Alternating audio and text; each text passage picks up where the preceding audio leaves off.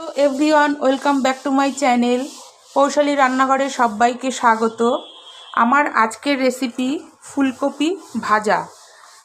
দেখো, ফুলকপিগুলোকে আমি ছোট ছোট করে টুকরো করে কেটে নিয়েছি। কেটে নিয়ে এবার ফুলকপিগুলো ভাজা করব। কড়াই বসিয়ে দিয়েছি গ্যাসে, তেলও দেওয়া হয়ে গেছে, তেলটা আমার গরম হয়ে গেছে।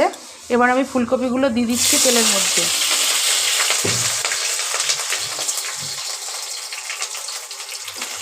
এবার ফুলকপিগুলোকে আমি লাল লাল করে ভেজে নেব। ফুলকপির ডালনা খেতে খেতে একঘেয়েমি হয়ে গেছে, ওই জন্য একটু ফুলকপি ভাজা করছি আজকে। তোমাদের কার কার ভালো লাগে ফুলকপি এরকম ভাজা করে খেতে, সেটা কমেন্টে জানাবে। আমার ভিডিও কার কেমন লাগে সেটাও কমেন্টে জানাবে। কে কোথা থেকে দেখছো ভিডিওটা সেটাও কমেন্টে জানাবে। দেখো, ফুলকপিগুলো দিয়ে দিয়েছি আমি কড়াইতে। এবার আমি এর মধ্যে নুন দিয়ে দিচ্ছি। নুনটা দিলে পরে তাড়াতাড়ি ভাজাটা হবে। নুন দিয়ে দিলাম। এবার খানিকক্ষণ ভাজা করে নিই, তারপরে আমি হলুদটা দেবো। হলুদটা আমি এখন দেবো না, হলুদ আর মিষ্টিটা পরে দেবো। আগে খানিকক্ষণ ভাজা করে নিই।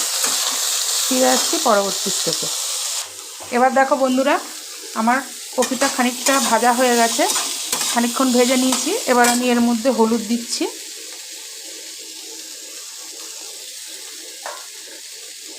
অল্প করে হলুদ দিচ্ছি। এবার হলুদটা দেওয়ার পরে এবার আবার লাল লাল করে ভেজে নেবো খানিকক্ষণ। তার সঙ্গে একটুখানি চিনি দিয়ে দিচ্ছি, তাহলে কপি ভাজাটা খেতে না খুব ভালো লাগে, একটু মিষ্টি দিলে পরে। এই যে সামান্য একটু মিষ্টি দেবো। এবার ভালো করে আমি লাল লাল করে ভেজে নেবো কপিটাকে। কিছুই না, কপিটা ভাজা হলে ব্যাস গ্যাসটা আমি অফ করে দেবো। আজ তাহলে এই পর্যন্ত। কাল আবার নতুন কোনো ভিডিওর সাথে দেখা হবে। তোমরা সবাই সুস্থ থেকো, ভালো থেকো, সাবধানে থেকো। টাটা।